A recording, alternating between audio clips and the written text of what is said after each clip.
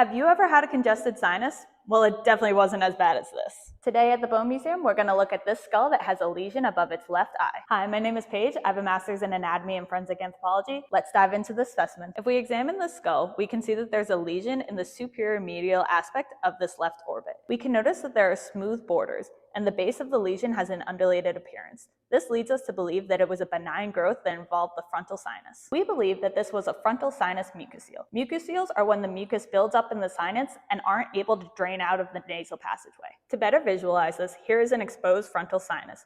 Notice that on the medial aspect, it drains down into the nose. Here's another example of that frontal passage into the nose. This is why if your sinuses are ever congested, it helps to massage them. This will alleviate the pressure and let the mucus drain out. The mucocele will gradually expand, causing these smooth borders that we see in this lesion, unlike an aggressive tumor which might have irregular borders. Due to the proximity to the orbit, this individual likely had vision impairment in their life. These mucoceles can also grow posteriorly, which may cause intracranial pressure or introduce the brain to infection. So just to summarize, a mucocele is a buildup of mucus secretions in a sinus. This can cause to erosion of the bone and skin. So there you have it. There's a little bit about mucoceles. If you've ever had a congested sinus, you have to follow the Bone Museum for more.